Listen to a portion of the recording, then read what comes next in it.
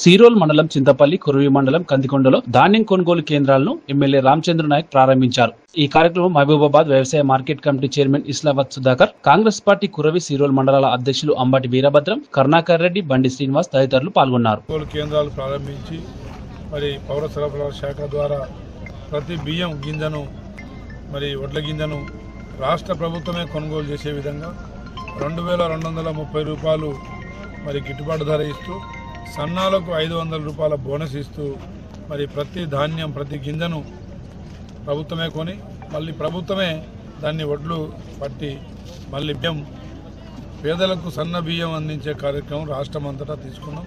విజయవంతంగా ముందుకు సాగుతూ ఉంది. ప్రజలందరూ హర్షిస్తూ ఉన్నారు. అదేవిధంగా ప్రభుత్వంలో వచ్చినాక చేస్తామని చెప్పిన ప్రతి హామీని ఈరోజు రాష్ట్ర ప్రభుత్వంలో ముఖ్యమంత్రి గారు రేవంత్ రెడ్డి గారు అదేవిధంగా కేబినెట్ మంత్రులు అందరూ సమిష్టిగా ప్రతి హామీ నిలబెట్టుకోవడానికి ప్రణాళిక రూపొందిస్తూ ప్రజల్లో ప్రతి పథకాన్ని తీసుకెళ్లే కార్యక్రమంలో మరి ఉన్నారు. కాబట్టి ఈ ప్రజాప్రభుత్వం, గత ప్రభుత్వం దగా ప్రభుత్వం 10 కిలోల తరుగు పేరు మీద ట్రాన్స్పోర్ట్ రైతులే భరించే విధంగా రైస్ మిల్ దగ్గర వాళ్ళు కొద్ది పడిగాపులు చేసి మరి రైతులు ఇబ్బంది పెట్టిన పరిస్థితి చూసి కొనుగోలు ధాన్యానికి కూడా ఆ ధాన్యం మొత్తం రైస్ మిల్లర్స్ అమ్ముకు మరి అమ్మిన రైతు కూడా సార్లు చెల్లించని ప్రభుత్వం కథ ఉంది. కానీ ఈరోజు ట్రాన్స్పోర్ట్ ప్రభుత్వమే భరిస్తారు. అదేవిధంగా మరి కాంటాలు అయిన తర్వాత ఇల్లుకు చేరిన ప్రతి ధాన్యానికి వారం రోజుల్లోపే మరి అసలు బోనస్ 2 మరి రైతుల ఖాతాల్లో పడతా ఉన్నాయి.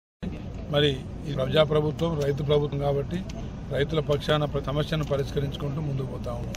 రైతు రుణమాఫీ 20 లక్షలకి, రైతు బోనస్ ఇచ్చినాం, రైతు భరోసా ఇచ్చినాం, ఉచిత కరెంట్ ఇస్తున్నాం.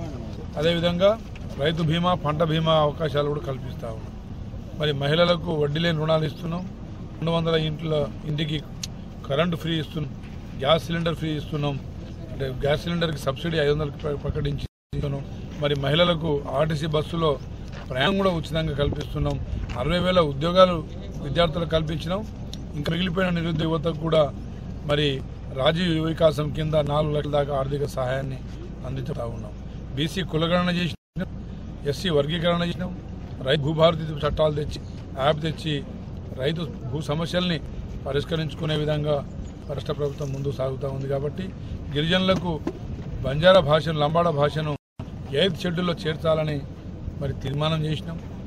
అన్ని సామాజిక వర్గాలని కాపాడుకునే విధంగా రాష్ట్ర ప్రభుత్వం ముందుకు ఉంది. కాబట్టి ఈ ప్రభుత్వానికి అందరూ మరి ఆదరించాలి, అందరూ ఆశీర్వదించాలని కోరుకుంటూ ముగిస్తున్నా. Thank you.